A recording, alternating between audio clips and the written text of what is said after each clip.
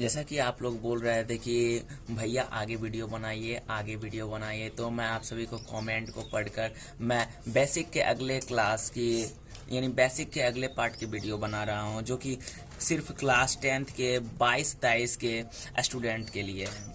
जैसे कि मैं अगले क्लास में पाषाण काल तक पढ़ा चुका था, यानी पाषाण काल के बेसिक नॉलेज को मैं दे चुका था, जो कि 10वें लेवल तक काफ़ी रहता है। हमें फोकस मेनली 10वां तक करना है, इसलिए मैं सोचा हिस्ट्री का थोड़ा बेसिक बता दूं, इसलिए मैं बता रहा हूं। आज है इतिहास काल, आद्य इतिहास काल। तो मैं आज आद्य इतिहास काल के बारे में आप लोगों को बताऊंगा। आद्य इतिहास काल को मेनली रूप से 3 भागों में बांटा गया है। एक पूरा आद्य इतिहास काल, एक पूरा आद्य इतिहास काल, एक मध्य इतिहास काल, मध्य आद्य इतिहास काल, नव आद्य इतिहास काल। और सबसे बड़ी बात यही है कि इसमें सिंधु घाटी सभ्यता जो थी इसी काल में चल रही थी। सिंधु घाटी सभ्यता इसी काल में चल रही थी। इस काल में पहले से बेहतर खेती होने लगी। अर्थात इसका मतलब यही है कि जो खेती पहले पूरा पाषाण काल या मध्य पाषाण काल या उत्तर पाषाण काल या ताम्र पाषाण काल की अपेक्षा इस काल में अर्थात आद्य इतिहास काल में उससे बेहतर खेती होने लगी। इस काल में ऋषि कणाद ने बताया कि हर वस्तु छोटे से छोटे कण माइक्रो पार्टिकल, जिसे माइक्रो पार्टिकल कहते हैं, से बना है। और इसी बात को डाल्टन ने भी बताया लगभग 19वीं शताब्दी में।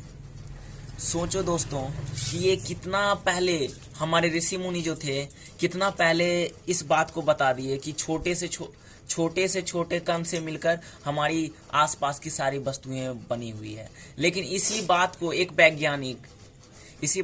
वैज्ञानिक लगभग 19वीं शताब्दी में बताते हैं। इससे हमारे इतिहास का, हमारे भारत के इतिहास का पता चलता है कि मेरा भारत का इतिहास कितना महान है। अब अगले टॉपिक है ऐतिहासिक काल। ऐतिहासिक काल को मेनली 3 भागों में बांटा गया है, लेकिन ऐसे 4 भाग होते हैं इसके। तो मैं 4 भाग आप लोगों को बता देता हूं ताकि आप लोग को जानकारी रहे पूरी। ऐतिहासिक काल का पहला भाग है प्राचीन काल। ऐतिहासिक काल का पहला भाग है प्राचीन काल, मध्यकाल या मध्य युगीन काल। इसे हम दोनों में से किसी एक नाम से बोल सकें, मध्यकाल या मध्य युगीन काल। ठीक है। तीसरा है आधुनिक काल। तीसरा क्या है? आधुनिक काल।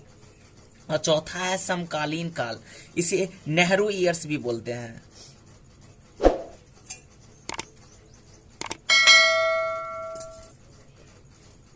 नेहरू ईयर्स,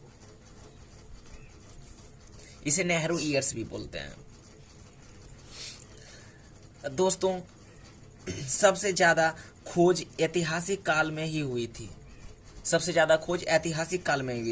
प्राचीन काल में वैदिक सभ्यता तथा कुछ अन्य सभ्यताएं का समय चल रहा था। यानी प्राचीन काल जो थी उस समय वैदिक काल जैसे कि अन्य कोई काल, वैदिक काल और कुछ काल चल रही थी।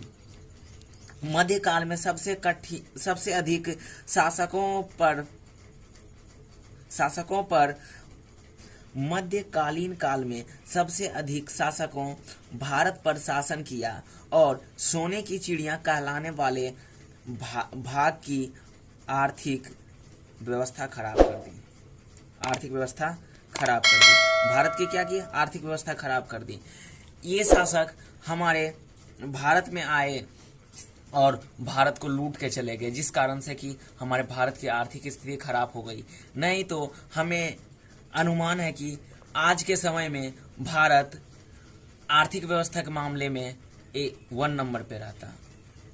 तो हम नेक्स्ट वीडियो में आप लोगों से मिलेंगे।